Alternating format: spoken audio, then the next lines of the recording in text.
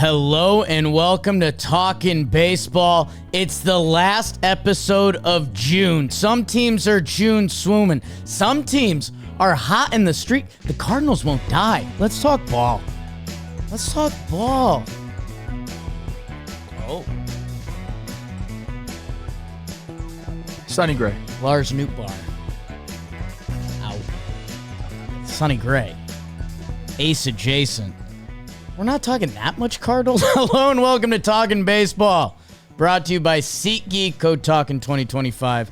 I am Jake Stromboli. That is Trevor Goof. Bobby Srirachi is here. None of that was real. But what is real, baseball's here, man. Trev, I am juiced. I don't know if it's because all the other sports are dead. I don't know if it's because Mariners, Rangers all went to extra innings. Cubs, Houston, the teams that are trading for each other are facing, I love it. This was an awesome weekend of baseball. Of course, the Pirates and Marlins swept. How you doing, Coach? I'm doing great. Back home at Magnum Condom Studio. Feels nice to have my setup here. Because I've been on the road for quite some time. So I'm happy, man. It's got my fam here. It's a beautiful summer week. It's 4th of July week, which has turned into my favorite holiday. I actually asked the question of that on the broadcast to Corey Provis, and he said Thanksgiving, and I said that's ridiculous. Yeah. And then when he started to talk about it, I'm like, you know what? Maybe Thanksgiving is an awesome holiday. You can do it right, but something to summer and 4th of July. And Trev, I know oddly enough, the comment section have gotten a little mad at you because you have the USA as a top 2 country and it ain't 2. And I know that, some people fight that and they give you... It's insane. They give you Icelandic school stats. But no, when 4th of July hits proper, it's undefeated. There's fireworks, there's food, there's drinks, sun, night. We're not there yet. We've got one more day of June, 30 days has September, April, June, and November. That one's for the kids. And dude, Trev, this is so watching what the Tigers did to your twins to end last night. We're gonna get there, okay? Looking at some of the Rays stats, are people buying Orioles stock? Shouldn't be. Shohei, R.I.P. Dave Parker. Some of his highlights were going around, and what a stud that dude was. Mets are hosting player-only meetings. We got to get into it. So let's do it. And Trev, we start out in the American League. And how about the Texas Rangers and the Seattle Mariners? The best of the West. Are they? Houston's still there. The Mariners take 2 out of 3. Like I told you, we went extras in every game. That first one, snow day. Mom came home early, caught you masturboniing. Makes the game-saving catch, and then gets the game-winning hit. Defense matters, people. And then in that second game, defense matters again before the Marcus Semien walk-off. We get a throw-out at home by your guy Ozuna. Sure. And then in that third game, we're going extras again. These two teams have a lot of guys that have played. Mitch Garver, Sam Haggerty, revenge series. Mariners get the best of it. Exciting stuff out west. We'll stay out there because the Houston Astros, they face off with the Chicago Cubbies, and they took the bread games. Brandon Walter is just one of the best pitchers in baseball now. Okay, what the hell is that about? But hey, the trade, Kyle Tucker revenge series. He goes 4 hits, 3 RBIs in that second game. Astros roll him, and then so does Framber. That curveball, I think it's the pitch with the 3rd most strikeouts this year. You want some stats? There you go, people. 6-inning shutout. Altuve's homer is the only run scored. They take the series. They take the third game.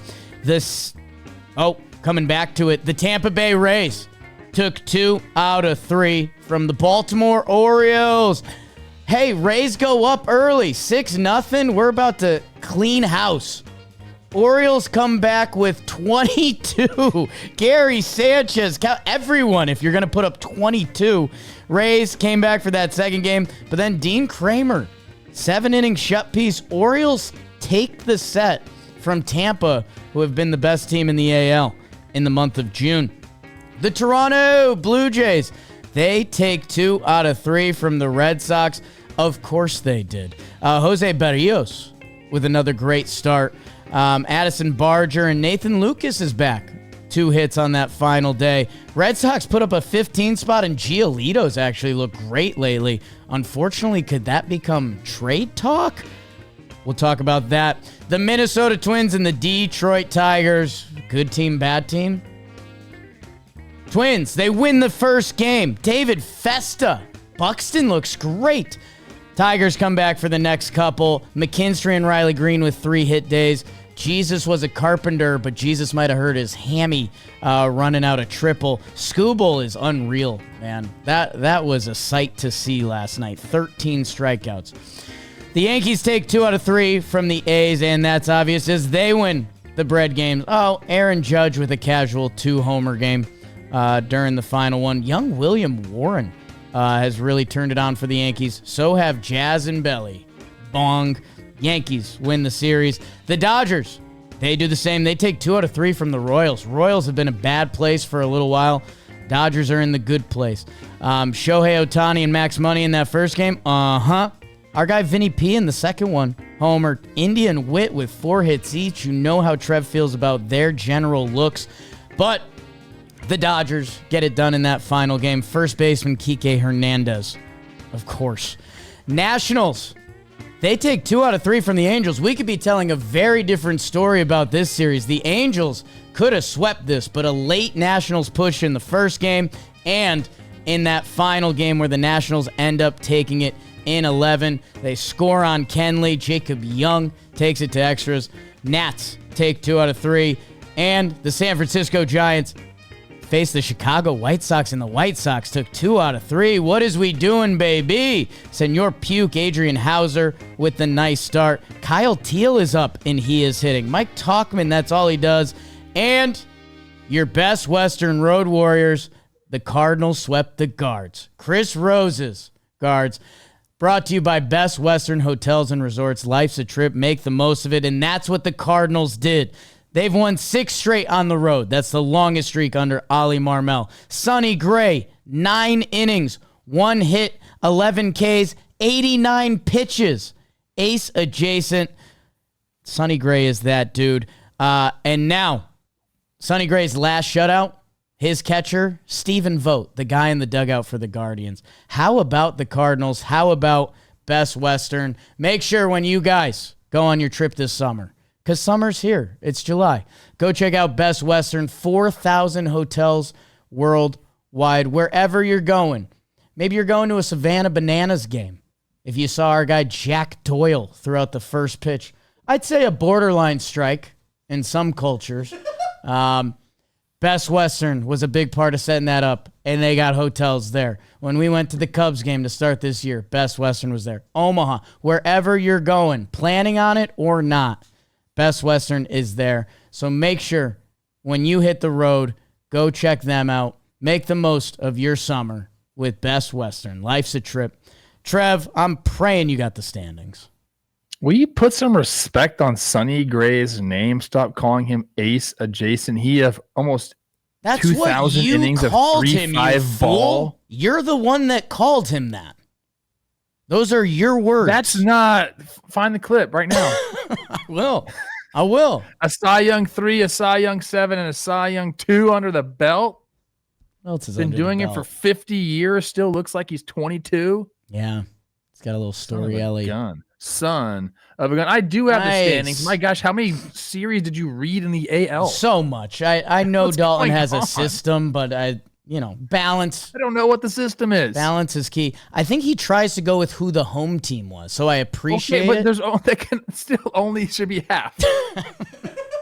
I tend to agree. Maybe that's wrong, actually. Oh, boy.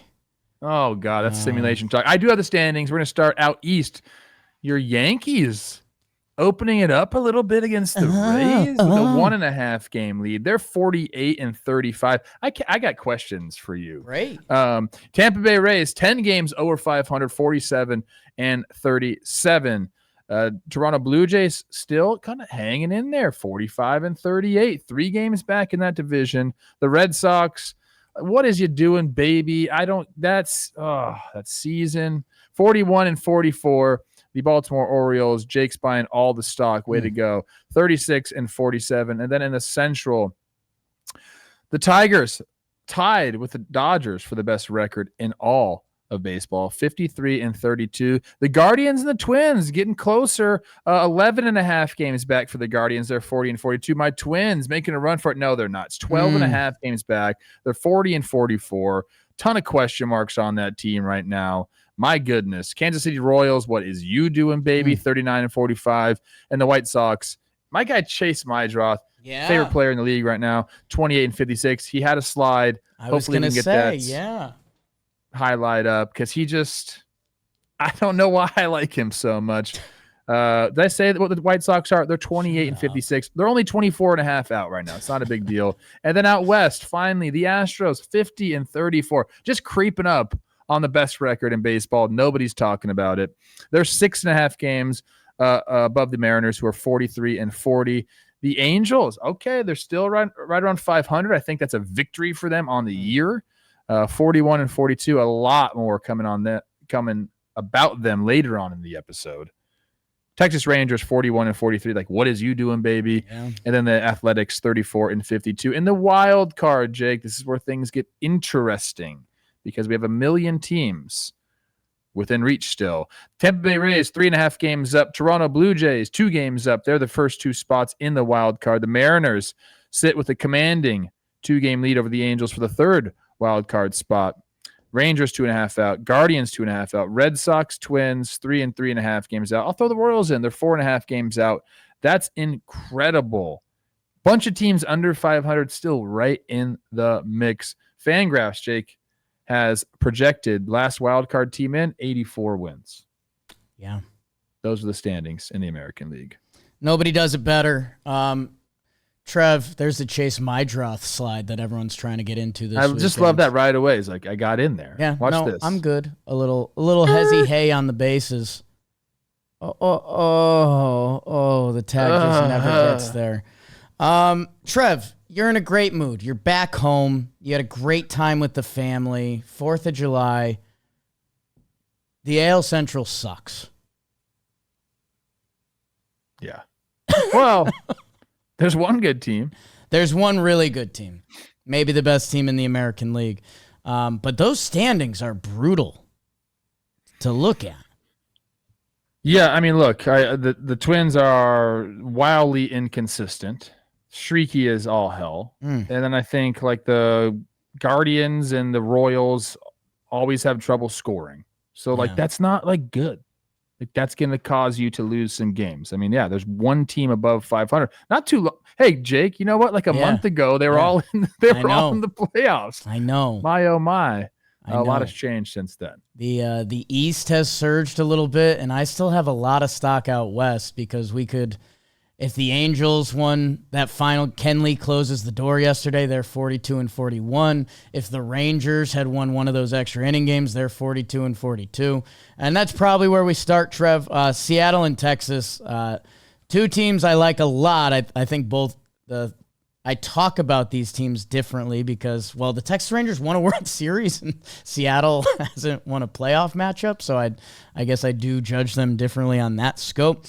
I think these 2 teams are so close. For whatever reason, these teams only pitch right now, although we got a little bit of offense in both games. But yeah, whether you like the old bull or the young calves, we've got Evaldi, we've got Luis Castillo, Brian Wu, Logan Gilbert, Jack Leiter, Kumar Rocker. That I love every pitcher that touched the mound this series, and I love most of the guys who are stepping into the batter's box. It's just some of these guys are struggling, except Big Dumper, who's starting to get the intentional walk treatment. That we're starting to see a lot of that around baseball. Ask my guy James Wood with 4 straight intentional walks on Sunday. But Trev, I know I made my Master Boney joke on the way through, but It's my perfect example of the Nerds went too far, that defense still super matters, because if he doesn't squeeze this ball, it's game over, walk off, Rangers win. And instead, he catches that. He comes up the next inning, gets the hit, and that changes the whole series. What do you mean the Nerds like defense? I don't think sometimes I'm okay with you banging on analytics and all the front office stuff that comes along in the game nowadays, but they've always liked defense. They like defense, and this probably might be tricky for people because I've talked about how much I enjoy hitting and how much that matters. Trev, it used to be a requirement that if you played a position at the major league level, you had to be able to play that position. Now you get there with the stick and we figure it out. Where sure, I could see that. I mean, it depends on the organization. This is going to get into a much broader conversation. I think we're seeing teams choose their own adventure. Like, what are we going to be? Are we going to be a bopping team, which I believe, like the Rangers, that's their ideal identity, is a team that can bop a little bit. And obviously they're throwing the ball. The bullpen's been great. We know about the starting pitcher. But like, I think if they're taking their position players, that they're more so a team that rakes, or is supposed to rake. And then you have the cheap teams. That's what I'll call them. Oh. Who they're after defense because it's cheap. Defense and speed. That's what the Brewers are doing. That's what the Rays do. You know, that's what these teams that quote unquote can't spend a bunch of money. That's what they're doing. So that's a whole different conversation, though. Fine. Yeah, but no, a great. This is a fun series because these two teams are, you know, the Mariners are trying to keep pace in the West. They're trying to keep pace in the wild card, and you know, getting to watch them. I watched 2 series now up close with them. They have a good enough squad where if they got into the playoffs, like, you could be really scared of them. You know, lately, the bullpen hasn't been as good. They have some really talented arms back there, but Munoz is kind of showing some cracks as of late. And then offensively, it just like, it's a streaky team, I think. Like, Cal's there. He's been consistent. You're mentioning the walks that have been showing up. They still have guys around him that can get it done and like put up good at bats. Like a Rosarena, we know he can carry a team offensively. And Julio Rodriguez, like if he gets going, like, so they have like 3 or 4 bats that you could say, okay, like these are our guys. And then the bottom of the lineup, a bunch of kind of contact oriented athletes.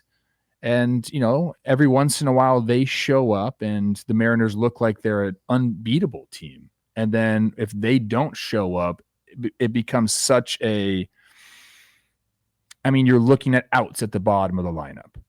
So that's kind of like the ebbs and flows of the Mariners series, at least that I have seen. And I think Mariners fans will agree with me. If the bottom of the lineup shows up and puts together good at bats, like, they're a daunting team. It's just really hard, I think, to count on those guys because it has been like inconsistent for them. Yeah, I have both of these teams labeled as the AL wildcard team you don't want to play. Whoever's on the mound for either of these teams is a problem. And again, I guess for Seattle, you know, the Cal Raleigh effect, like, he's going to start getting intentionally walked. Like if someone hits a double ahead of him, you're putting him on first base. And the Mariners lineup, which has been a topic of conversation on this show for years, they are now going to be tested in that regard. And in that first game, Cal came up later. When he got a chance, he made him pay. That you feel those moments more. The experience I'll relate with Mariners fans on a couple of the Yankees teams, when Judge starts getting the intentional walk treatment, man, the pressure on that guy behind him starts to build up. And if you're coming through, it feels like you just bullied the other team. When they don't get you, it feels like you're getting bullied. You're like, we have this amazing weapon that is now completely neutralized. And the whole team feels that. So that's going to be something to watch for them going forward. But credit to Seattle, because you talk about team building and identity too. Twice in the extra inning box score, Donovan Solano. Yeah, no, that matters. He's going to give you a good at bat. Like, the Mariners have guys that will give you a good at bat. It's just the lineup can be light down there at the bottom. They got some fun players like Cole Young's first year. He's kind of like spraying the ball around a little bit. But again, it's like it's flip a coin almost. You know, if those guys have good series or one guy steps up, they're going to win series. If they don't, then they don't. That's like it is. They go as the bottom of their lineup goes. And Cal's going to win you some games, obviously. Their pitching is going to win you some games, obviously. But like winning series and putting together stretches, it's all about that bottom part of the lineup for them. Let's stay out west, Trev, because the Houston Astros, like we've been telling people, they were coming. They came. Excuse me. And now they continue to roll as they face the Chicago Cubs, where they traded Tucker and Presley. Nice moment for the fellows returning there. And they end up handling the Cubbies, who haven't been as hot in the street themselves lately, but the Astros are winners of 6 out of 7. Cam Smith with a homer. Hader on the back end. Like, the whole recipe is there for Houston. And it's kind of funny. I think now people are starting to treat them like one of the powers of the American League. I mean, yeah, like I said, I think they're 3 games back with the best record in all of baseball. This was a fun one because of the trades that went on during the offseason. You saw Cam Smith put his team up. I think he put up 7-0 in the 4th in the first game, like a huge bomb onto the train tracks. Like, to open the series up like that has to feel good. Hey, you traded me away. Albeit if you get traded for Kyle Tucker, you're like, all right, like I get it. Right. You know, I don't think you feel like the animosity that a lot of guys do. It's like, all right, like they knew they had to give up a lot to get this guy. I'm the a lot part of that. Fine. But still, hitting a homer against your former organization has to feel really good. And you see that he walked that thing out, man, up on the tracks. And then he has another one. In game 2, he's like, oh, I'm going to be the hero. I'm going to win this series single-handedly. But then Kyle Tucker hits a bomb. I think they had 3 homers in an inning against Lance McCullers Jr. there, and they end up pounding him in the second game. But then, of course, Framber to the rescue on the rubber match. He has a great start. Altuve hits the 2-run homer, and then Josh Hader seals it 23-23 on the year. I mean, that's a Houston Astros playoff win if I've ever seen one right there. Framber lays down, quality start. Altuve hits a clutch homer, and then you got Abreu and Hader in the back end of the bullpen just doing their thing. I mean, it's why the Astros can be daunting. I know we say this every time we talk about them, but it's true. Wait till they get Yordan back. We're talking about, I believe, is it the second best record in the AL? They're above the Yankees, right? Yeah. Yeah. Second best record in the AL, second best record in all of baseball, and they haven't had Yordan Alvarez. It's like a trade, bro. Right? You get him at the deadline.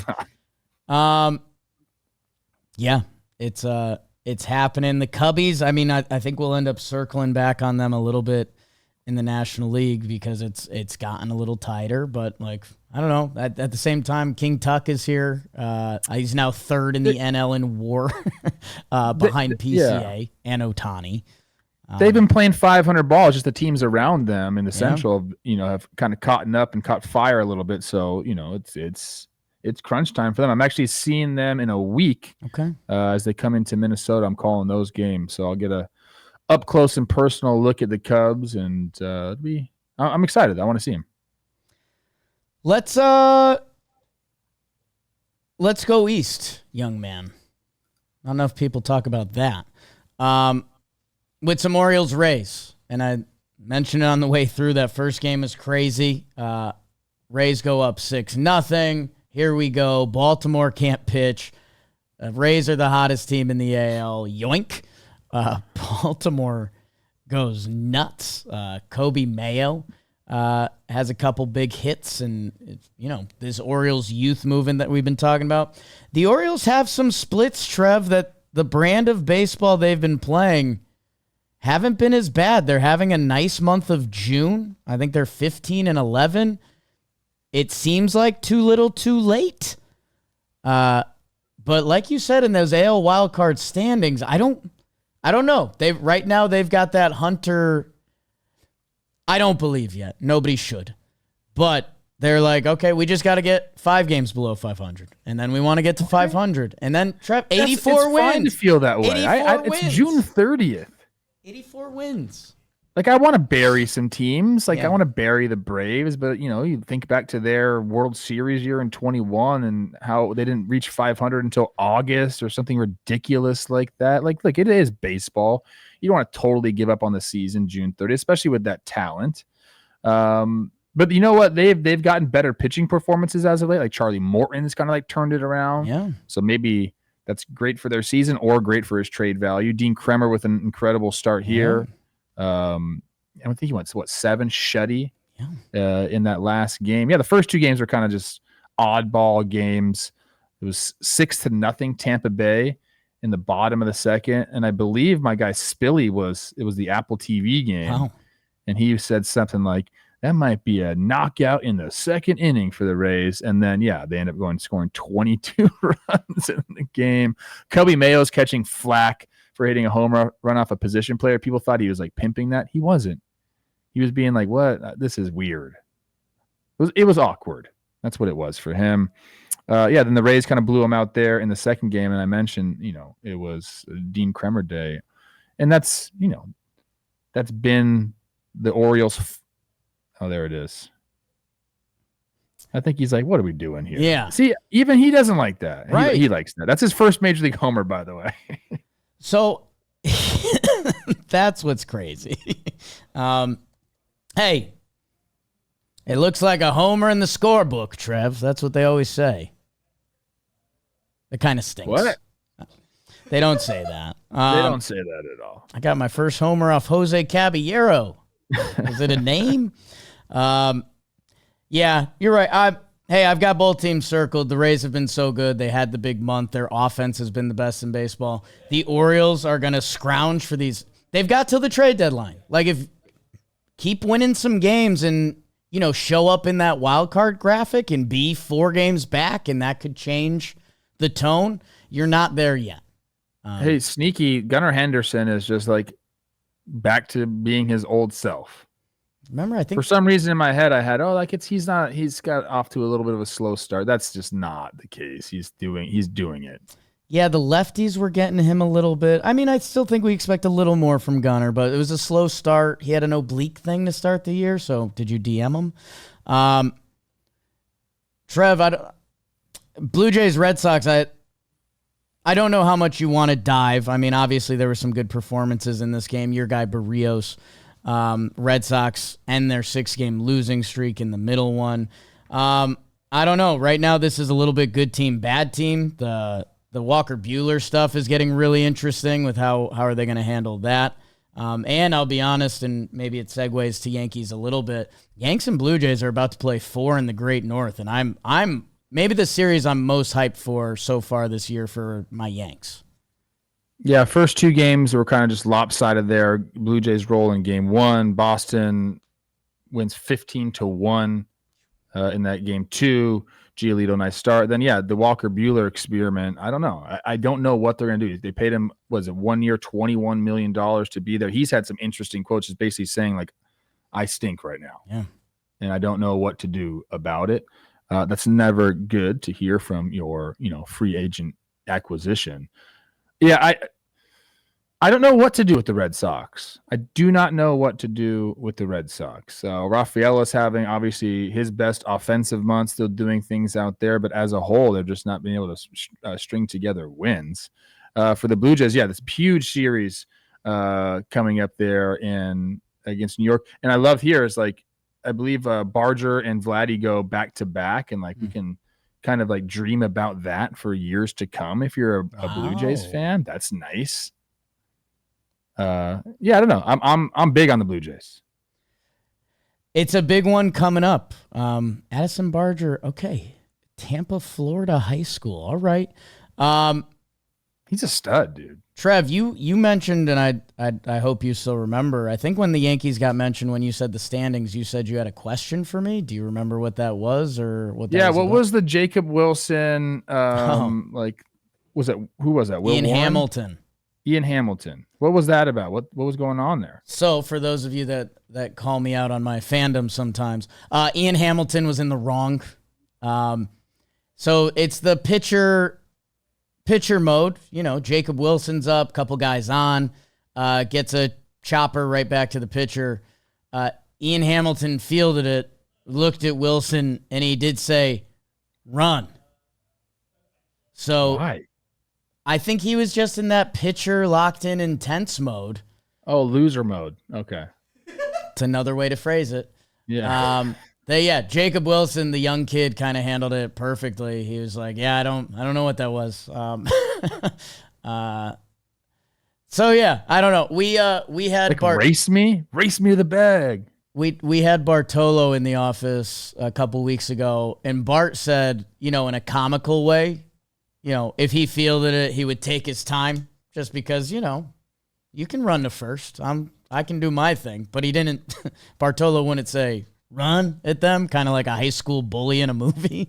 So yeah, Ian Hamilton not in the right there. Also, Jacob Wilson setting the world on fire, right. Bro. Going to win Rookie of the Year. He's going to possibly be the starting shortstop in the American League for the All-Star game. Just for a little bit of respect. I know he's a rook, but yeah, pitchers are weird cats, and he got out of the situation, and I don't know what that was. I didn't love it. You know what? It's funny because Griffin Jacks sneaky talked crap to Jacob Wilson when he struck him out. He struck him out on 3 pitches, I think all changeups. It was dominant. But he came off the mound saying something like, be better than that, or he just he wanted more of a challenge from Jacob Wilson. Jacob Wilson's like, bro, I'm just what am I doing here? I'm just trying to put the barrel on the ball. That's all I'm doing. New age kid meme. I'm literally just being Jacob Wilson. Just let me play baseball. Jazz Chisholm is awesome. Only players with as many homers and stolen bases through 500 career games, Eric Davis and Alfonso Soriano. Jazz has looked electric, had a quick injury scare. And Judgy, who slowed down for a little bit, finishes the last game with 2 homers. He has some good numbers against those Toronto boys that it's building up to be an exciting one. Also on the A's front, Kurtz, Nick. He is fully broken out. His last 23 games, he's got a 1.2 OPS. He's a dude. It's a big boy. You know what I have written down in my notes? What's that? It was for you. Nick Kurtz, future Yankee. Oh, I could see that. There's a little him as everyone vomits all over. No, absolutely. It is funny seeing him in the young A's, Trev. They're currently, we've talked about how ball players, they evolve their look. All of these athletics players are currently in their version 1, like Jacob Wilson with the hair, Kurtz with the hair. Who else had a Soderstrom, JJ Bleday? Everyone is still version 1 where the arbitration money hasn't kicked in yet. In a couple more years, we're going to see a little more facial hair, a couple more tighter looks. But yeah, they're a group of boys, and they can hit. It's the pitching that struggles, and Severino. Oh, their bullpen is absolutely brutal. Yeah, there's no offense to all you guys, but not a lot of reliable as we put all their names on the screen. Trev, we keep saying there's a best team in the AL, and it's the Detroit Tigers. And they showed that again over the weekend with the exclamation point on Sunday Night Baseball. Tarek Skubal, 7 innings, 1 hit, 13 strikeouts, and just as in control as a pitcher can be pitching. Maybe genuinely ever. Yeah, no, he's absolutely filthy, and it's. I'm glad they got to showcase that on Sunday Night Baseball. I have Robbie pulled up one clip that I think summarizes the Tigers' season, especially from that game. So you have Scoobs on the mound just absolutely dominating, but then we have Spencer Torkelson turning this double play, and I want to just get into it a little bit. Okay. All right, roll it. 3-0. Twins. Okay, we got a base runner on. And I believe is that Brooks Lee running. I think it is. He ends up hitting to double play. I really want to show you the slow-mo of this. So right here, stop it, Robbie. Okay. So right here, we got Torkelson. Nice little scoop here. Obviously, he's having a resurgent year, best year of his career. Has some nice swings in this series. You see Bader. Now, what are you taught to do as a runner? Get in the way. get in the way. So Bader's already getting his momentum over there. Now, just watch the throw. Slow-mo, yeah, watch. So he sees him going in. He starts it right over his right shoulder and then kind of like has that ball run that way. Who's he throwing it to? Center fielder, shortstop, maybe comeback player of the year, Javi Baez. But watch the throw. He kind of clears the lane with the throw and then gets back, big stretch, turns the double play, ends the threat. And I'm like thinking to myself when I'm watching this, Spencer Torkelson and Javi Baez are some of the most unlikely comeback player of the year candidates out there. And they are absolutely doing it. This was just like, it just had me kind of in my feels about this Tiger team. Because I don't know, I mention all the time, like I got it wrong, but they look so consistent. They can beat you in so many different ways. And we went over this. I don't know if this is on a previous episode or if I was talking about on my broadcastings. I talk about a lot of ball, a lot of different places. Last in stolen bases for the Tigers, but they go first or third more than anybody. They're the top ranked base running BSR team in all of baseball. Like they're doing the little things right. And they keep talking about AJ Hinch. And who was on talking about him? Somebody was talking about him, talking about how he's always one move. They were talking about him on the broadcast and his big old whiteboard he has in his office and how he's always one move ahead and how prepared he is. And I'm starting to like, you hear it again and again and again, like where there's smoke, there's fire. I'm starting to think that he might be like the most prepared manager in the league. Was that Carlos Correa during the game when he was Carlos Correa? What exactly? Carlos Correa was mic'd up talking about it in the game. And just talked about how prepared he is. And Carlos is a guy that loves stuff like that. So you're getting maybe one of the only managers that actually makes a difference in games because he's always getting the matchups he wants. You know, he's trying to figure out the lanes. But the Tigers just playing good ball. They do lose Kerry Carpenter to a hammy. Yeah. I think he had hurt it earlier in the game and he tried to leg out a triple and was like, I'm good. Getting an MRI today. That's tough for them as he's obviously their biggest offensive piece. Yeah. But Tigers, man, I don't know. Torkelson to Baez, back to Torkelson. I was like, gosh, dang it, dude. Yeah, those two guys that weren't guaranteed to be on their roster to start the year. Like Torkelson is either traded or minor leagues again. Baez, we've been debating cut for so long. Baez, Trey Sweeney was supposed to take over. And they were telling me that they, won the Jack Flaherty trade and all these things, which they basically did because Jack's back with them. But Javi Baez, outfielder, turned back to shortstop. It's like a lot of things going right there in Motor City. And also on the broadcast, I watching ESPN last night. Eduardo, our guy, he was great on Correa ranging far to his left. And he mentioned, we compliment Correa's arm a ton because you should.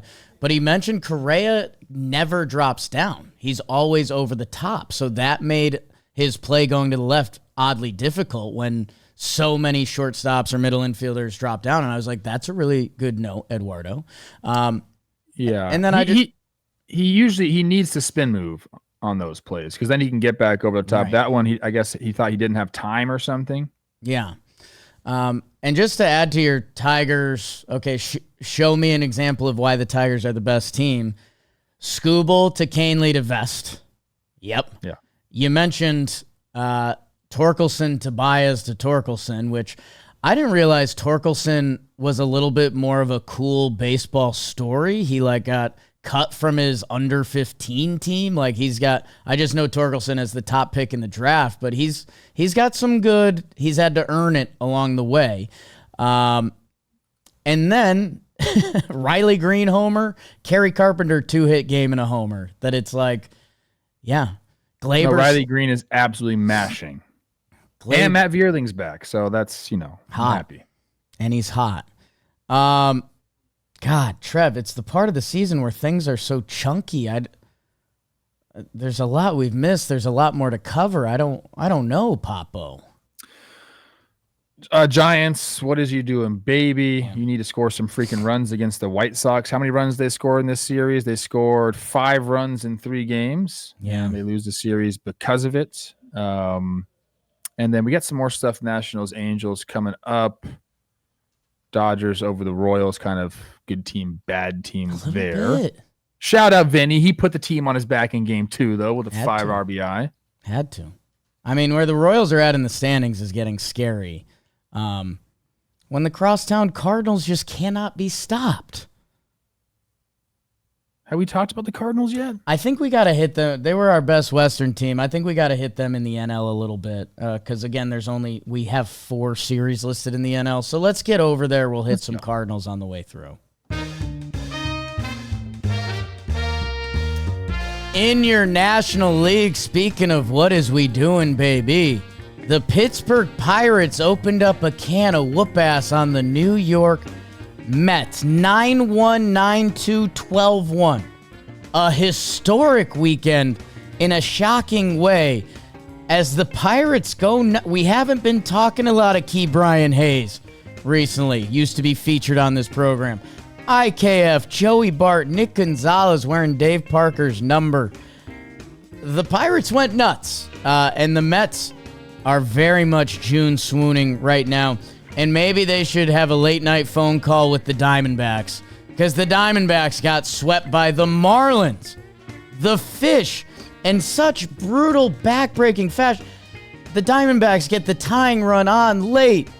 It's not enough. They get out of it. Extra innings. Marlins win 8-7, and then the Marlins put down the sweep. Otto Lopez, Kyle Stowers is everywhere. I'll let Trev talk about Alberto Hernandez. Marlins get the sweep. Phillies take 2 out of 3 from the Braves. Good team, bad team a little bit. Trey Turner, you might hear some of that coming up in a second. Schwellenbach with a great game in the middle as he has been this whole season. 3rd in the National League in whip. But the Phillies, 2-1 game. Trev's Otto Kemp, my Ranger Suarez, embarrassing my Matt Olson as they're chuckling off the field. America's team, the Cincinnati Reds, take 2 out of 3 from the Padres. The highlights in this one are awesome. Nick Martinez, Spencer Steer, 3-homer game. Padres took that second one behind Gavin Sheets in his resurgent season. But go check out Will Benson's walk-off. I mean, basically, he looks like God on the field. Arms out, the team chasing him. It was a powerful moment. He might be my religion. Brewers, Rockies. Brewers took 2 out of 3. Rockies, our interim manager threw a big old freak out, and they got one of their best wins of the season. You know it was Kyle Farmer with the RBI single. Brewers took the first 2 games, and that's obvious. That is what happened in the National League. And what, Pop? Way to run through that one. I got the standings in the National League. I'm going to start out east, and I'm going to tell you that the Philadelphia Phillies have a 1.5 game lead over the New York Mets. Phillies 49-35, Mets 48-37. Mets definitely June swoon. You know what they got, Jake? I believe they're only better than the Minnesota Twins in pitching ERA in the month of June, and the Twins have been very, very bad. Very bad. Sorry, Mets. Griffin Canning, Achilles. Oh, my goodness. The Braves, I don't know. I feel like I've quit the Braves, but then again, maybe we shouldn't, but yes, we should. 38-45. They're 10.5 games back. They're only a half game above the Marlins, 37-45. The Nationals, 35-49. In the Central, the Cubbies.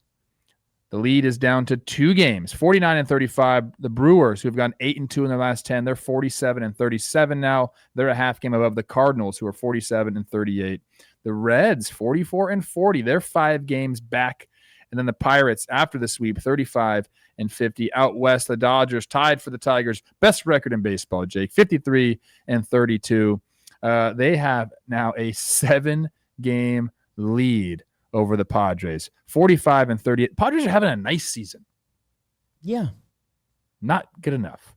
They're a half game above the Giants, who are 45-39. The Diamondbacks 1 game below 500 now at 41-42. Are they back in sell mode now because they got swept? Probably. I don't know.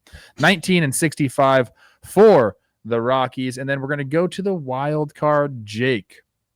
In the National League, the Mets right now have the top wild card spot. Brewers behind them. The Cardinals sitting in that 3rd spot. So the NL Central right now has 3 teams in the playoffs. The Padres are 1 game back. The Giants are 1.5 games back.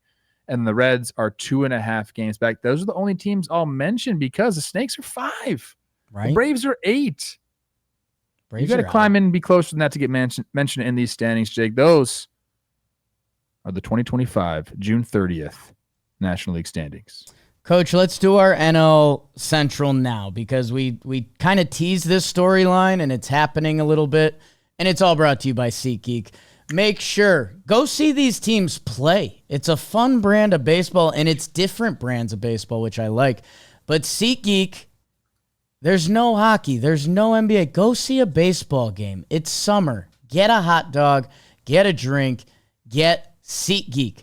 Or go to a concert. I told you guys I'm itching. I haven't booked anything. I don't know what to go to. Tweet at me. Let me know a good concert to go to in the New York City. Like to see, like Riz or something like that? So that's Rez. Riz is Riz is what we have, Charisma, but we're too old for it. Go to SeatGeek, download the app. The app is so easy to use. Scale of 1 to 10. If you know that system, you're going to be good. If you know the American driving system, green means good, red means bad. Boom, you know how to use the app. And with code TALKIN2025, 10% off your next set of tickets at SeatGeek.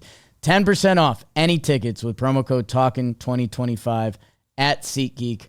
We'll see you there. Trev, we covered some Cubbies. Great team.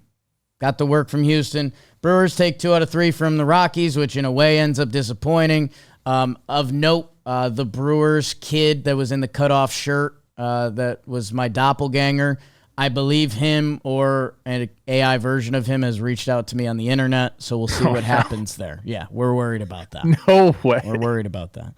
The 2 storyline teams, the Reds, who everyone loves apparently from our family feud, and they are playing good baseball, and they had an awesome weekend at the ballpark, but not as good as the Cardinals, who got the sweep. The Cardinals and the Reds, the Cardinals would be dancing as of today. The Padres would not. So let's do our Cardinals-Reds talk. I mean, Sonny Gray with one of the greatest pitching performances ever. Okay. I mean, 89 pitches for a complete game shutty. Yeah. There's some stats on there. First time that's ever happened in baseball history. Let me get it up here because Sonny Gray, the only pitcher in Major League Baseball history to throw 9 innings pitch, 1 or less hits, no earned runs, no walks, 11 plus Ks in under 90 pitches. I mean, it really is one of the greatest starting pitching performances in the history of the game, Coach. So you're going to win when stuff like that happens, okay? The thing that is getting me with this Cardinals team, so I got an itchy nose right now. What's up with that? That's okay. We're okay. The thing that's getting me with this Cardinals team, Jake, is the contributions up and down the lineup. Now, they didn't really need it in game 1 because of what Sonny did. Victor Scott, though, obviously down there got some work done. But in the games 2 and 3, spots 6 through 9 were just going off for the Cardinals. Quality at bats, driving in runs, and it's just the more and more you watch baseball, you understand that's the separator. What are you getting from the bottom half of your lineup? Everyone, most teams have some players at the top that can get the job done. What are you getting from the bottom part of your lineup? If you're getting contributions and those guys are getting on base or, producing power or moving runners, having quality at bats, more than likely you're going to start winning series. You're going to start racking up series wins in a row. This is what the Cardinals have been doing, and the Tigers, if we're being honest. But the Cardinals, the length of their lineup is starting to, Nolan Arenado's hitting 6 for them, and bringing it back to the backup part of their order, and we're getting the catchers involved, and Victor Scott down there at the bottom. They're putting together quality bats. They did that in the final 2 games. They just put a manhandling on the Guardians, sweep them in Cleveland. Yeah, there are some Guardian stats that say they're playing some of the worst baseball in June, but that's none of St. Louis's business, as they put it in. And yeah, it's a lot of ball players you like. That it is funny to think, if we could erase that one horrible Cardinal season out of our brains, like what would we think about this team? And it's tough to do that. But they head to Pittsburgh. They're 6th in run scores. Their pitching is middle of the pack, but we can also work with that. And the only free agent signing they made was Phil Maton, who's actually been really good for them. And him and Helsley on the back end have been one of the best, 8th inning, 9th inning pairings in ball. So the Cardinals are fun, and they haven't been that either. Nolan Gorman on Saturday. Nolan Gorman, right. 2 for 5 with a run driven in. Pozo goes 1 for 4 with a run scored. Victor Scott goes 2 for 4 with 2 runs driven in. On Sunday, those are the 7 through 9 hitters, people. On Sunday, we got Pajes, 1 for 2 with an RBI and a run driven in. Garrett Hampson, 1 for 4 with an RBI. Victor Scott the second, 2 for 4 with 2 runs driven in. 7, 8, 9 hitters just getting the freaking job done. It's the biggest. I mean, it's not a secret, but that's how you win series. Right. That's it.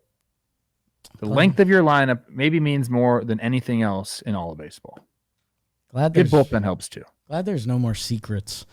And then Trev, okay, we're juggling around this funky episode as we had a very juicy American League. I guess, honestly, if you have some Phillies Braves thoughts, I'm going to jump there with my standout. And the Reds, who I still want to talk about, I think we can cover them there a lot. Phillies Braves. Schwellenbach becoming one of my favorite pitchers to watch in all of baseball. 12 Ks, absolutely filthy, throwing whatever he wants, whenever he wanted for strikes. This was if we got the Sean Murphy homer off of Romano in game 2, it's bottom 7, grand slam, kind of puts the game away. This thing was an absolute hanger. And Sean Murphy, just watch this. There's the hanger and just punishes the ball. Whenever you can have the pitcher bend over like that, like he's going to puke, that's a good feeling as a hitter.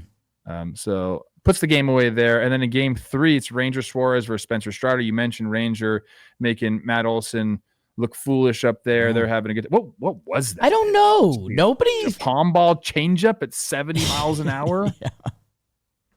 Gets the K there. But against, you got these two pitchers dueling it out. You're not going to score a ton of runs. They're settling it in. The Braves, though, they played small ball in the 5th inning. There's the pitch. Show that again, Robbie. 77 on that.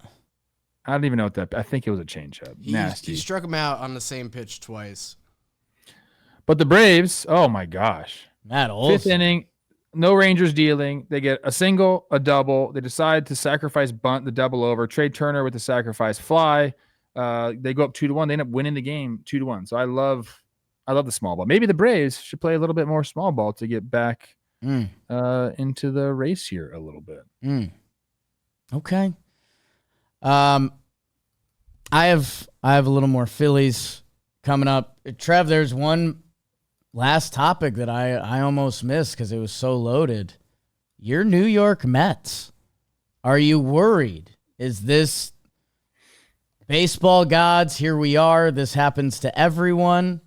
Juan Soto just put together the second best Mets hitting month in history behind Darryl Strawberry. But now the rest of the team has headed the wrong direction. What are you seeing? For them, it's been the pitching. You could talk about the offense, whatever. They've been very, very bad in the month of June, putting obviously too much pressure. Look at the scores of this series. Yeah. 9-1, 9-2, 12-1. So nothing worked for the Mets. They had a closed door meeting, all these things going on. But as much credit as we have given the Mets over now, I guess the last year and a half about, hey, they're a pitching factory. They're the new Brewers. Like, we saw a little chink in the armor, right? Yeah. It's basically what we're seeing. Griffin Canning out now. Achilles. Montas comes back. I think he's had a nice first start. This one comes back, gives six Ernie up. David Peterson, 5 earned runs. Like, if you're behind constantly in games, I mean, it's put so much pressure on your offense, and you're going to start to lose. And this is a horrible month for them. It's been a very, very tough watch. It all starts with the pitching staff. I'm going through the exact same thing with the Minnesota Twins right now. The exact same thing, where the offense can be good some days, and it doesn't matter though because they're getting put behind the 8 ball so many times by the pitching. Trev, and again, hey Pirates, like you guys, you had a good weekend. You knocked him around the ballpark. Henry Davis first 4-hit game. Keep Ryan finally hitting again. I hope we end this year saying he had a big second half where he hit 311. But the story for this season is the Mets, and a big week coming up. Milwaukee and the Yankees for the New York Mets, coming off of this bad ending to the month, bad month.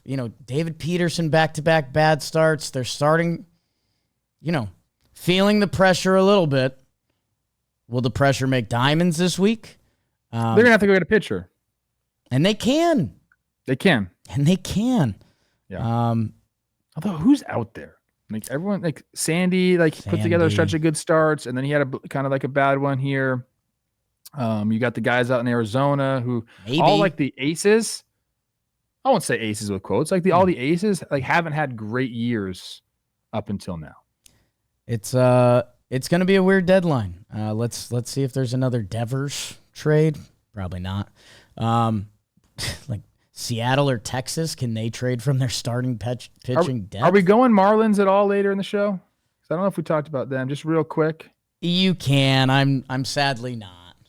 Otto Lopez, holy crap, what a series. You went off. And then they turned a great double play there. I don't know what game that was. Tim Tawa, ground ball, great double play turned by the Marlins to end it as they were threatening. In the first game. Yeah, but Otto Lopez, what a freaking series this guy had. Yeah. So I just want to shout out, make sure he got his due, man. Marlins have won 7 straight. Over the past 3 weeks, they've been the best team in the National League. Undefeated road trip for them.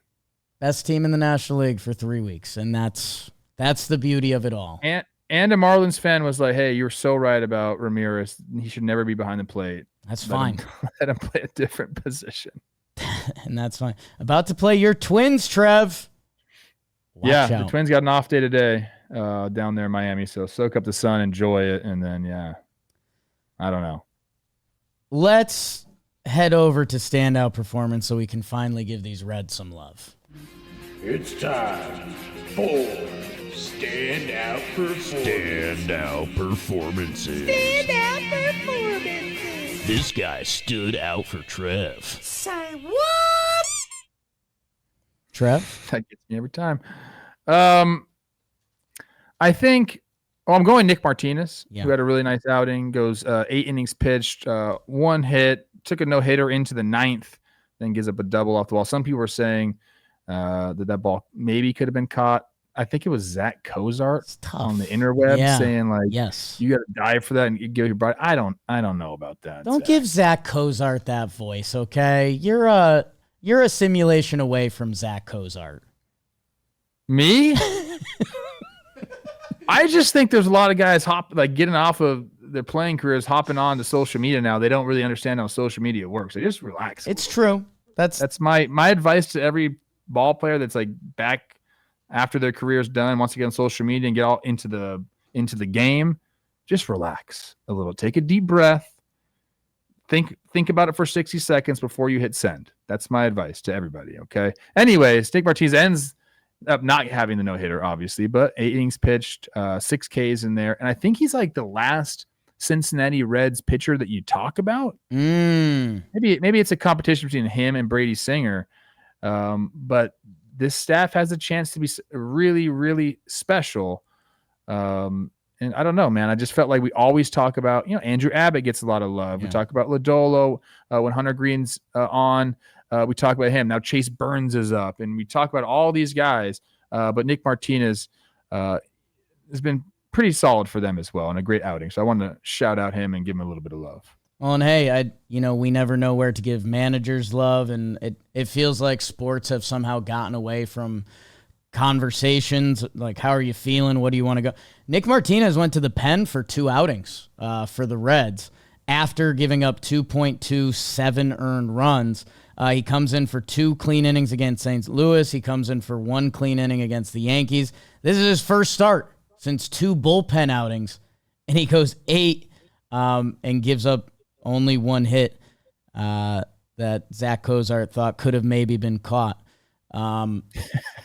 Hey, Zach Cozart, 14.4 career WAR. Okay, he's a good player. I think he had 30 bombs. He got paid. Infielder, great. like I don't, I'm just giving advice, dude. I know. I've been in the game for a long time now. Nick Martinez, got off to a slow start this season. Got the qualifying offer. A really fun guy to watch pitch, which that sounds dumb. We're a baseball show, but like he's smiling and he shows emotions out there. Nice righty change. He a guy that in his press conference very much appreciative for like the opportunities that baseball has allowed him to live with his life. There's also a ton of great plays made behind him in that game, too, sure. So. It's America's Reds. The second I gave up on them, everyone's all in on them. I don't mean to keep bagging on Cozart, but there's a lot of nice plays made behind him. It wasn't like, And that's what you need sometimes. I know I've now danced around it a couple times, but there was so many fun highlights. The Spencer Steer 3-homer game that pairs with this, those two in the press conference after the game was a lot of fun. And then, Rob, I know you're going through the ringer over there, but the Will Benson walk-off, friend of John Boy Media, Will Benson, something about his, just an enormous 6'5", incredible wingspan body, hits the walk-off homer, down the line, game winner. The boys go to get him at first base. I mean, look at that. Go back one frame there, but that is... Oh, God. That's what you're talking about? I mean, look at that. Does it get any more powerful than that? Like, if I do that, that is not a powerful stance. Will Benson does that, it is. It's like, what's the guy's name? Is it Andy Dufresne from Shawshank Redemption? He gets out in the water, out through the pipes. Yeah. Just like... Hey, I hope the Reds are coming. I've been hoping that for years. Spencer Steer's coming. Yeah, and they've needed one of those guys to like break out and be a hitter to pair with Ellie. I guess I just, everything that's exciting about St. Louis, everything that's exciting about Milwaukee. The Reds are in 4th place in the NL Central. So I need more. But they're close to the Wild. There it is. There it is.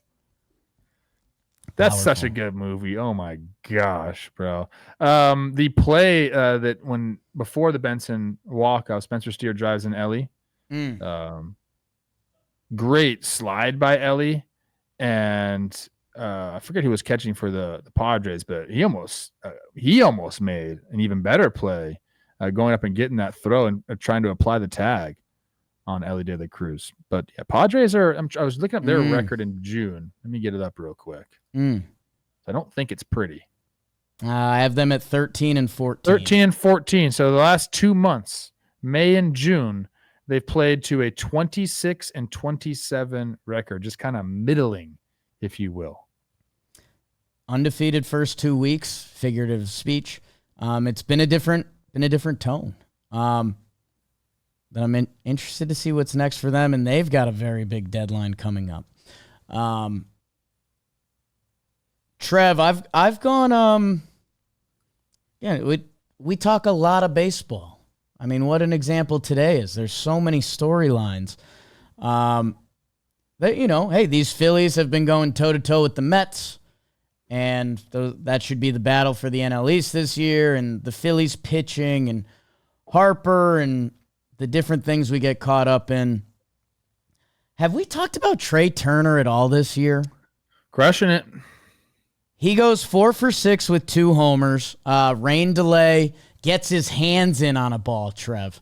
A kind of a signature Trey Turner home run. And then I guess pair that with another one later and a stolen base. I think we have a little Trey Turner fatigue And sometimes it goes with the storylines of your career and how things happen. The Captain America stuff was Looney Tunes. I mean, Trey Turner was homering on every pitch. The WBC is cool. Everyone's all in. Comes out, he has a kind of a bad first half. The Phillies crowd standing ovation. Trey Turner locked in again. He ends up putting together last year what seems like a very Trey Turner season on the I mean, that's like his signature homer. Get your hands in. Boom. Is it getting out? For Trey Turner, it is. For other guys, it isn't. Trey Turner has some bold on his page. Bold for me that still matters. He's leading the National League in hits. I like that. Yeah, me too. I know you got to be at the top of a lineup, and it's got to be a good lineup. You got to hit. He has 20 stolen bases this year. He has 11 home runs, 296 batting average, which has him placed high up in the league leaders. And I don't know, man. I feel like I haven't seen him gone nuts in a little bit, and I think Trey Turner has some nuts in him that we could look up at the end of this season, and Trey Turner could go 25-40 and have a 6-WAR season from shortstop. And we haven't talked like Trey Turner. So it felt like a time to talk some Trey Turner. One of the more fun ball players in baseball. We love him because he's a good guy as well. But it's Trey Turner time. We've seen him kind of been like remarkably consistent.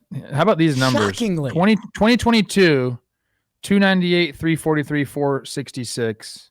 Skip 2023 when you got to a really, really bad start. Ended up coming back and having a decent year after the standing ovation. Was that 2024 or 2023 that happened? 24. That was 24? I think it was 23. I'll double check. It was right away when he signed with the Phillies. Anyways, 2022, 2024, and 2025, very, very similar numbers. Right above an 800 OPS, playing shortstop, although a lot of people in Philadelphia would tell you, like, maybe it's time to put him in center field, which would be a fun experiment. But he's still stealing bags. He's got 20 already this year. He's a dynamic player. He's been a huge part of why the Phillies are still at the top of the division.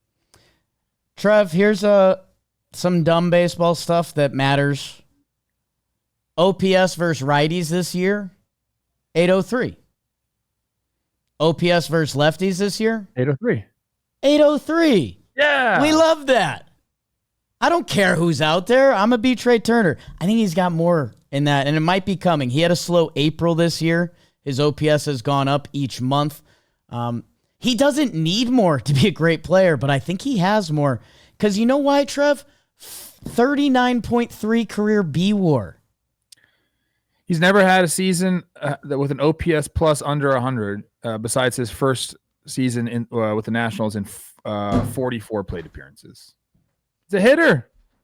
Trev, you know why we're the best? Because we don't know shit, and that's fine. Yeah. Trey Turner's birthday is today. Oh. Come on. Is he a Gemini like me? That's me and Trey just get along so well. I'll see you in Atlanta, dude. Geminis. CAA party, I'll be there. What are some Gemini signature traits? We're supposed to be two-faced, which I don't understand. Maybe I'm not going to ask you. Can you tell me? Do I have two personalities? A little bit, yeah. Sometimes I could be a real dickhead. Yeah. You got a tough side that comes out to you sometimes that it's like, what is this? Oh, you too, big boy. Not really. When you get cranky when you're working too much. Yes, that's different than being two-faced. That's me. I get two-faced. I just get cranky sometimes too. That's me debating. You know what causes that? That's me debating selling it all and moving out to Fiji and just starting a new. There's a story in 30 years of how I made some Fiji child the best baseball player in the world. What is this talking about? Fiji child? Those aren't even words. Fijian. What is the term? There's got to be a better term for that. If you're from Fiji, what do we call people from Fiji? Pacific Islander? Yeah, I like that. Me, Joe's McFly, Trey Turner hanging out at the CAA party in, 2 weeks. I'm going this year. I'm going. You're not. I'm in. Stop. Well, Fijians, yeah. Okay. Or I was right. Fijians, officially known since 2010 as Aitiki. Aitaki are the major indigenous people of the Fiji Islands. I've never been to Fiji. You and me both, sister. Okay. Shout out to all our listeners from Fiji. If you're from Fiji, please comment on the episode. God, Trev, this could have went to James Wood for his 4 intentional walks. This could have went Brandon Walter. Every episode is popping up. I'm hoping I'm going to see some of these guys coming up on Fuego. Dirt nasties on Fuego. That means I'm on fire, baby. Like Waco. Let's start off with a series here. Corey Seager, he goes 3 for 10. Okay, that's pretty good, Trev. But all 3 of them were homers. Okay, he hit a homer in 3 straight games. His first 8 homers of the season, all solo homers, not great. Rangers get some people on in front of this guy. How about Cam Smith, though? We talked about him a little bit. Revenge series in a way. 4 for 10, 2 homers, 5 runs driven in. On Saturday, all 3 position players of the Kyle Tucker trade, that was Cam Smith, Isaac Paredes, and Kyle Tucker, they all homered. Yeah. So that's a lot of fun. And Smith is also 4th amongst rookies in FWAR at 1.6 and runs driven in at 33. So a nice start to his young career. That's great for him. Brian Reynolds for Pittsburgh, he goes off 5 for 14, 3 doubles, 2 homers, 6 runs driven in. Ramon Laureano of the Baltimore Orioles went 5 for 10 with 2 doubles and a homer and 4 runs driven in. 7 runs scored, though. I mentioned Otto Lopez going off for the week. This guy, 11 for 26. Mind you, this is a shortstop, people. 2 doubles, 2 homers, 13 runs driven in. He's got a 10-game hitting streak. The 13 runs I just mentioned, it led Major League Baseball, and he's batting .480 with runners on base this month. That's the best in all of the game. How about B. Lau? He continues to do it. The Rays, we know what they've been doing offensively, especially in the month of June. He was 8 for 18 during the week. 3 homers, 7 runs driven in. Gary Sanchez making an appearance on Fuego. What year is it? Not sure. Time's a construct, man-made. 8 for 22, a double, 2 homers, 8 runs driven in for my former, what am I calling him? My student, my former student. When I fixed his swing. Everyone remembers that. Oh, my God. Speaking of Detroit, speaking of lineup length, Detroit's got that as well. Zach McKinstry, 8 for 19, a double, a triple, a home run, 4 runs driven in. He's batting .463 on fastballs against left-handed pitchers this season. That's second in all of baseball. These are obscure stats. He's also hitting .360 when leading off an inning this season. That's third best in the American League. Okay, skipping this last one because he's in my award. Wow. Spoiler alert. And then we'll go to the pitchers who shoved. This is for the single game. Houston, Brandon Walter. Yes, we talk about you almost every single episode. Now, just another guy coming up for the Astros dealing. 6 innings pitched, 5 hits, only 1 earned run. That was on Friday. He's gone 5+ innings, 2 earned runs, 5+ K, and 4 of 5 starts this season. Oh, just another lefty that just throws consistent quality starts. Okay. Lucas Giolito, our friend. On Saturday, he went 7 innings pitched, no earned runs, 5 Ks. He recorded his 4th consecutive start of 6 innings pitched. He's got a .72 ERA during that stretch. Quinn Priester making plays on bunts. 7 innings pitched, 1 hit, no earned runs, 11 freaking Ks. That was a career high for him. He became the first Brewers pitcher to record 10+ Ks in a game this season, and it's the first since Frankie Montas last year. His last 10 starts, Quinn Priester, ready? 54.2 innings pitched to a 2.3 ERA, a 1.01 whip. I like ye. Dean Kremer with a nice start. Mentioned that for Baltimore. 7 innings pitched, 0 earned runs, 3 hits. He's 4-0 with a 1.15 ERA in 7 starts against the Rays since the beginning of 2022. So he likes facing those guys. It's his second outing of 7 innings pitched shutout ball this year. He has 2 of 4 of the Orioles outings of like that this season. So Dean Kremer, he's put in the work. Okay. And then Robleski, starting pitcher, or not, a bulk guy, for the Dodgers. He goes 6 innings pitched, 3 hits, no earned runs, 6 Ks. That's a career high for him, those 6 innings pitched, and it's his first scoreless outing of longer than 4 1/3 innings. He's allowed just 4 earned runs in his last 20 1/3 innings pitched. So Dodgers needed someone to step up. Robleski has been that guy That's who's in Fuego. Those are the pitchers who shoved. Trev, amazing stuff. Let's bring us back down to earth, which is my strength. Hey man, you've been struggling lately. It's time to pick it up. And I mean, I don't deserve the right to talk to this man in this way, but my guy Paul Goldschmidt is struggling. What am I going to tell him? He doesn't want to hear it. But he's 3 for 37. So maybe I'm on an alt cast. I let me tell you, Paul. What'd you say? Paul, maybe get your hands through. Hey, tell him to get a tight fade. That always works. 3 for 37. Get the Zach Neto going. Had an 0 for 20 at one point. Hitless in 18 at-bats with runners on base over the last 2 weeks. That is the lowest in the AL. Alec Thomas tracking down balls out there, but 3 for 33. That's 091.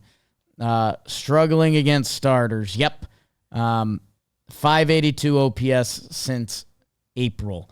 Cedric Mullins. No. 4 for 41. That's an 098.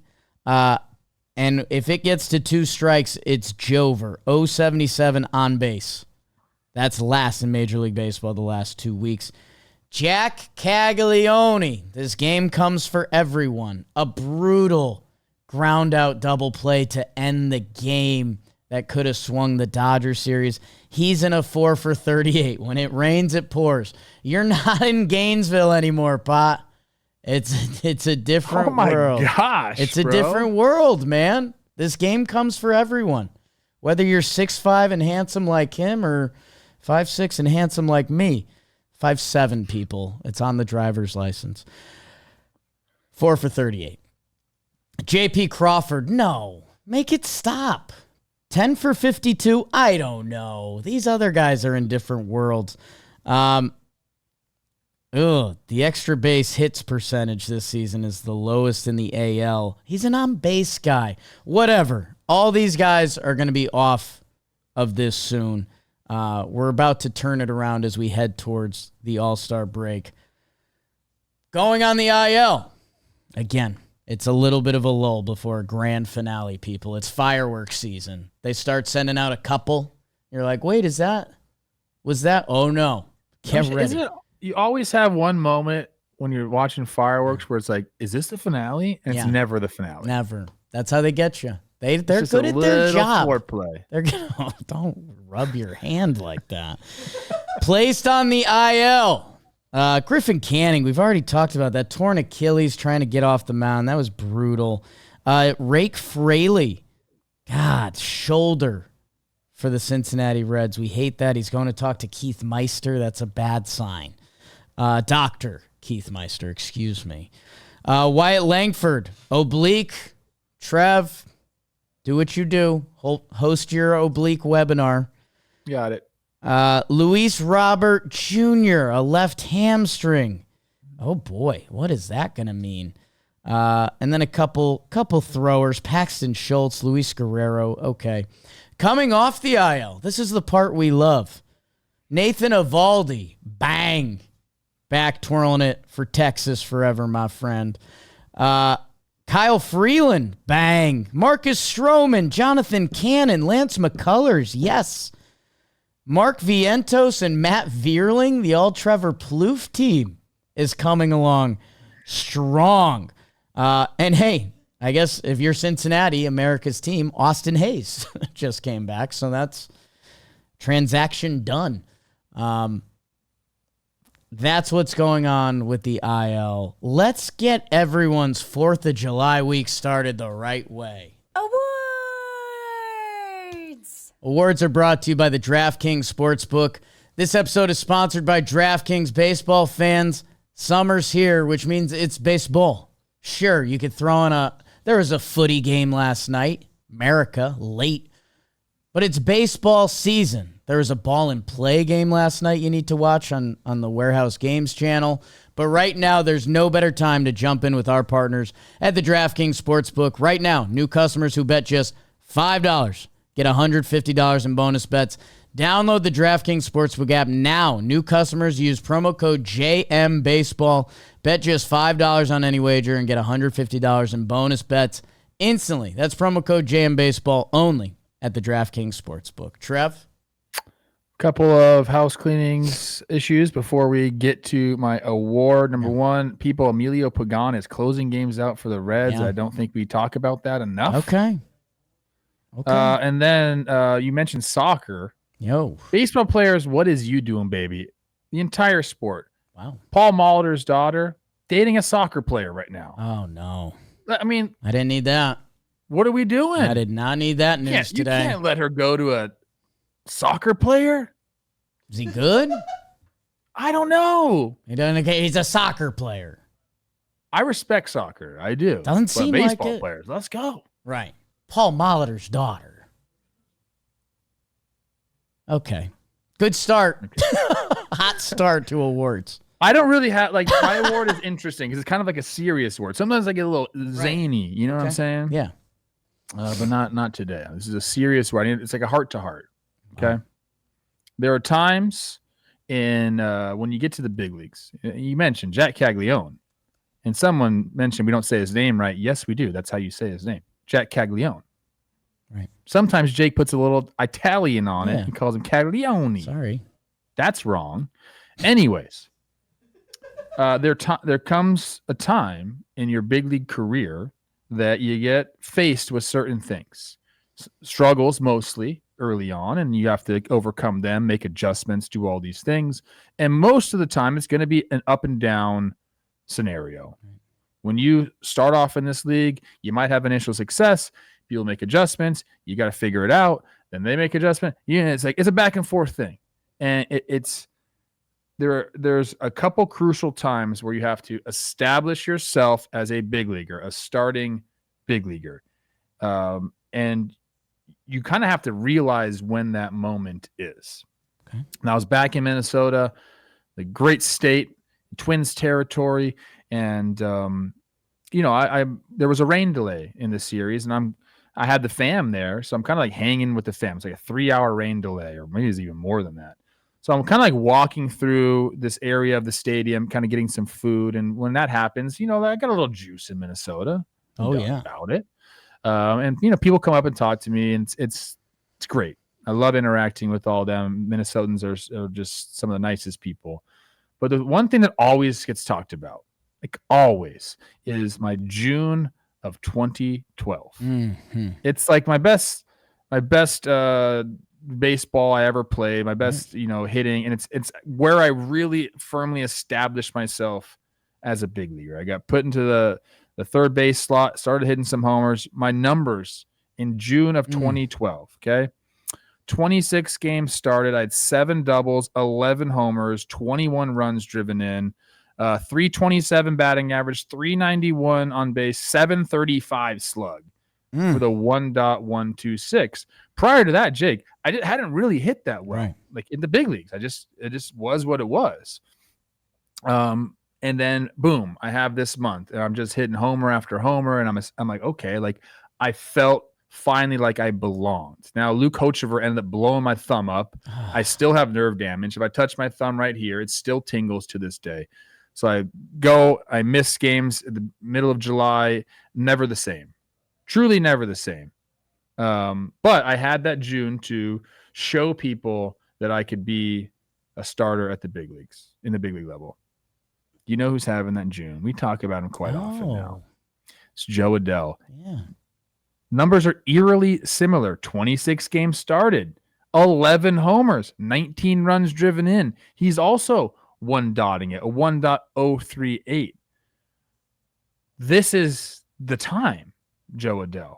This is the time to establish yourself as a big league starter and make a career off of it like I did. Literally made a career off that 1 month. I got the starting job. You know what? Yeah, did I have some years after that where I kind of hunkered down? Yes, but that's where it all started. And I'm telling Joe, now is not the time to like rest.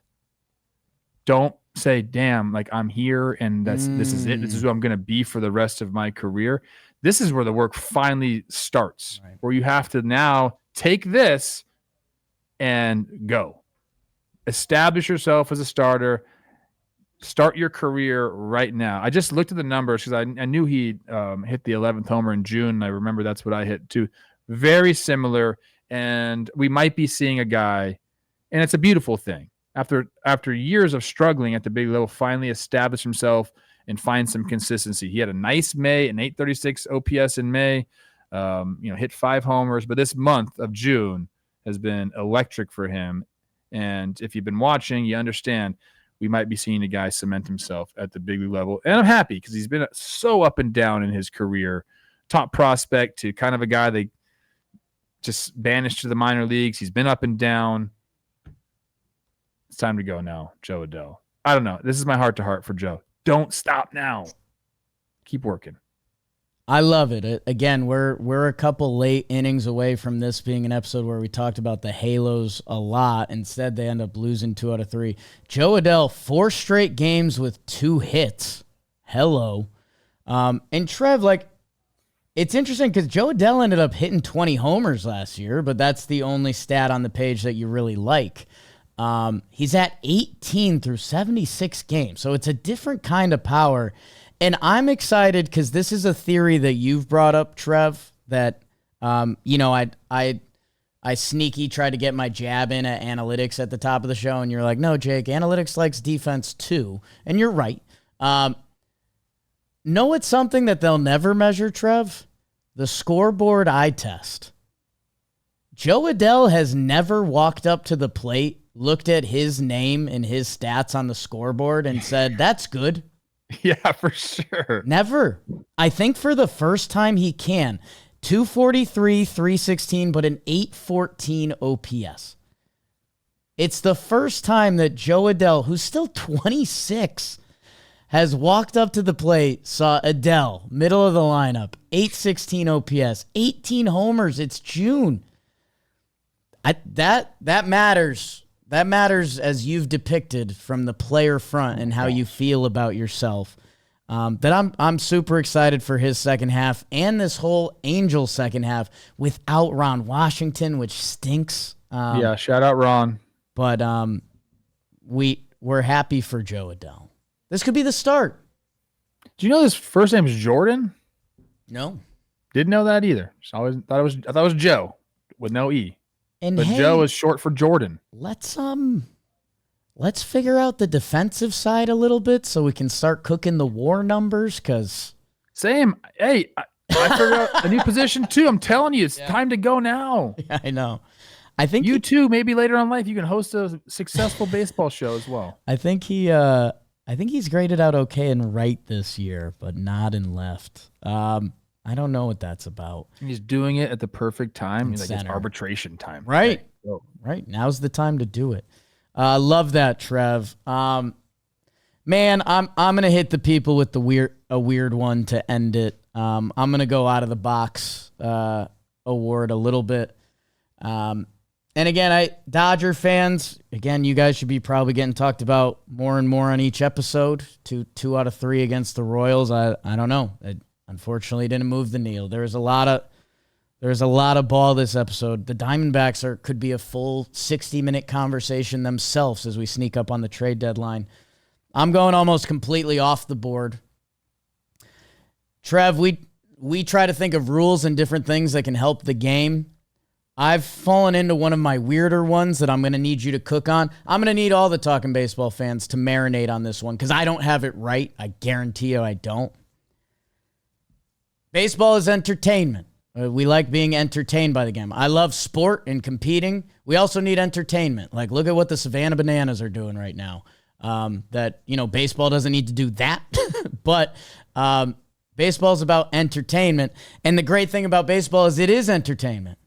Trev, I'm going to read you a category. I'm going to read you the lead leaguers in this one category, and you tell me if you like these guys. So these are the top 7 in the league in this category. It's Aaron Judge, Cal Raleigh, Shohei Ohtani, James Wood, Kyle Tucker, Jose Ramirez, and Rafael Devers. OPS. Intentional walks. Okay. This is the craziest thing I've daydreamed. And again, we have our warehouse where we get to do a lot of weird stuff and make up rules and try things. And again, go check out the Ball and Play finale was last night. Trevor Plouffe was in it. Little teaser. Trev, I want to get rid of the intentional walk. And I know like people don't really care. Like I've tweeted out some stuff before and they're like, it's always been in baseball. And it's like, well, you're mean and you have a fake identity online. Like, get away from me. I don't know. The only thing I've daydreamed is that you can't do intentional walks. And then people say, okay, well, they'll just throw 4 straight balls, like kind of what we used to do. If there was a rule that, like, if you threw 4 straight balls, you got to run around first and the batter could stay if they wanted. Again, I'm workshopping this. Like, if the pitcher throws 4 non-competitive pitches, the batter can choose if they could stay up. Something like that. I don't have it figured out. Okay.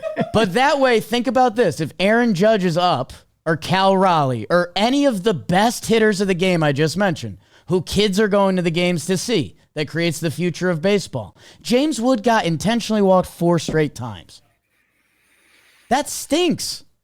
Like, at its core, that stinks. I know you say, like, the internet will be like, well, the guy on deck's got to be better. Okay, don't care. I want to see James Wood hit. So I don't know. I don't know the solution. I'm opening up to the people in the board. For me, if there was something, because like, okay, say it's a 3-0 pitch to Aaron Judge, that pitch just get a lot more exciting. Because then if the pitcher does want to walk him, they could still throw 1 strike and then walk him. Like, I'm trying to think of creative solutions to get what is an unexciting play out of the game. The best hitters in our game are getting the bat taken out of their hand at an important moment of the game. So I'm sorry. I realize it's a little weird. Oh, Jake's moving to Fiji. I get it. But there's something here. Because if I continue to go down this list, it's Bobby Witt, it's Mike Trout, it's Vlad, it's Elliott. Like, it's all the best players in baseball just getting walked to first base. I get it. I understand what you're saying. Like, people come to see these guys play. For the most part, you're coming to see the stars of the game. You can say, well, baseball is not a star sport. It's a team sport. I understand. I know where you're coming from. I don't have a solution for you, especially not off the top of my head like that. I know we've kind of been dancing around this a little bit. And maybe I liken it to, I don't know, you have a star receiver and you're just putting 2 guys on him. Just what's that called? Like cover your zone cover? I don't know. Double coverage. Double coverage? Yeah. But it leaves somebody else open, and that's kind of like the guy behind you type situation. I don't know. It's interesting. I also would like to see them get challenged. Yes. I don't know what the solution is. I have no idea. No idea. All of the best players in the game are getting pointed to first base, and then a lesser player is coming. We had this discussion with guys getting thrown out, and I was like, how do we, like, can we have like some sort of penalty before they get thrown out so we can see these guys play? And people were like, yellow card. The internet was not happy with that one. People are scared of change, and I just think it would be, we get so used to rules so quickly that you'd be surprised. I'm not saying I'm the one with the solution, but like I would have liked to seen 18 more Aaron Judge at bats this year. I would have liked to seen 10 more Cal Raleigh at bats. I would have liked to see 10 more Shohei at bats. I would have liked to see James Wood get a chance to swing it this weekend. I don't. Yeah, I don't. Yeah, I mean, I'm with you, Pop. Right. I get it. I'm in. Right. I don't have this. Why it's the same thing. I don't want to have position players pitching because I feel like if you're an offense and you need to tax the pitching staff. That's the whole point. God, we just care about the game. I care about the game. We want to see the best playing. That's all it is. I don't know what to do about that. I mean, you stumped me. I don't know. How do you figure that out? I don't know. I like that there's no more having to throw the intentional walks. I like the 4. Right. It sped up the game, but I don't know. I don't know, people. Maybe there's no solution, and maybe that's life sometimes. But I just like to get the wheels spinning. And I hope we did that for you. Because we've got a big episode coming up on Wednesday. I know Bobby's been cooking episode 1000. Oh, my God. A G-note, Trev. Yeah. Jake sucks. What are we going to do? Naked up. I'm thinking naked up. Bob says he's got some stuff, and he kind of gave me the... Me, James Loney, Mike Moustakis, Mike Belfiore, all playing golf today. I knew it. I'll shoot my 86 and call it a day. Malibu Mike 85.